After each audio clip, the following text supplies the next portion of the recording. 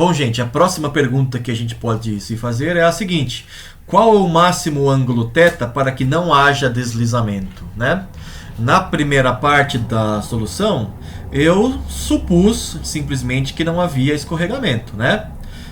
Agora, pode ser que exista a condição em que isso não aconteça. Pode ser que exista algum ângulo θ em que haja sim escorregamento. Então eu tenho que ver qual é esse ângulo θ, ou quais as possíveis valores de θ para que não haja deslizamento, né? Isso vem, né, da análise que vocês sabem de Física 1, né, sobre a força de atrito. Né? Aqui a gente tem uma situação típica, né, de um objeto de massa m, portanto uma força-peso mg, e apoiado a uma superfície, então tem uma força normal, e você aplica nesse objeto uma força F, tenta puxar ele aqui para a direita, só que ele tem atrito com a superfície, né? O que acontece está ilustrado neste gráfico aqui. Enquanto a força aplicada for menor que um certo limiar, que é dado por μ vezes a normal, né? μ é um coeficiente, chamado coeficiente de atrito.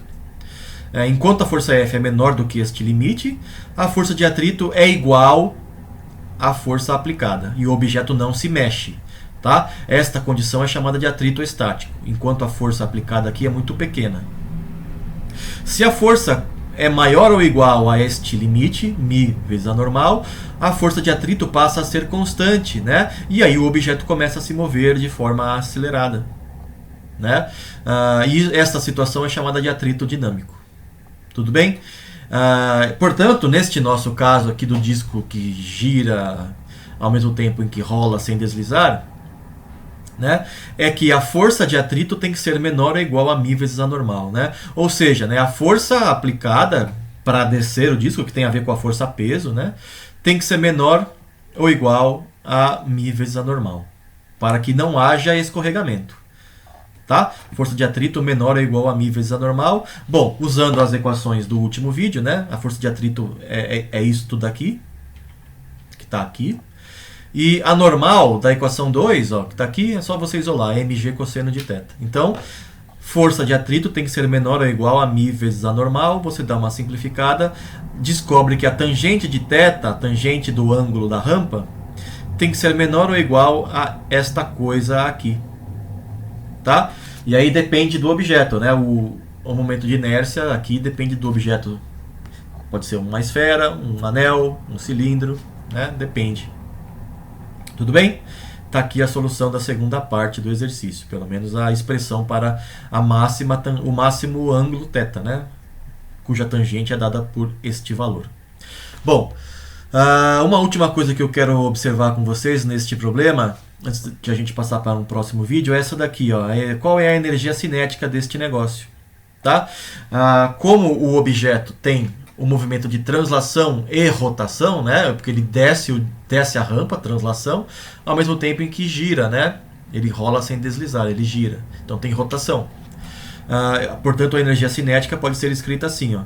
1 meio de m velocidade ao quadrado, velocidade do centro de massa ao quadrado, é a translação, mais 1 meio de i em relação ao centro de massa, né? Como a gente estava fazendo nessa notação aqui. O i eu estou chamando do i do centro de massa, né?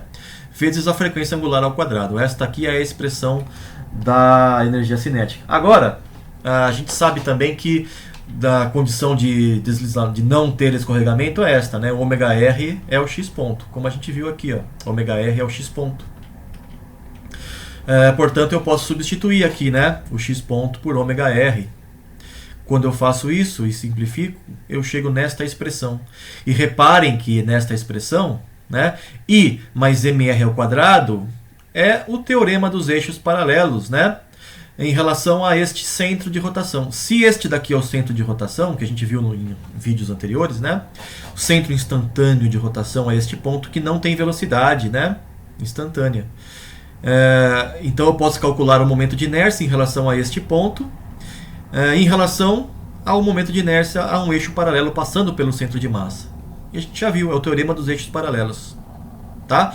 Aqui está novamente uma confirmação de que este ponto é um eixo de rotação, sim, instantâneo, pelo menos, né?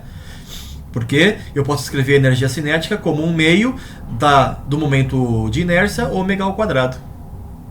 não preciso nem me preocupar com a parte de translação, né? Tá embutido aqui de certa maneira. Tá bom? Era isso. Na sequência eu vou continuar nesse exercício, mas a explorar ainda mais aspectos dele, tá bom? Então até a próxima e valeu!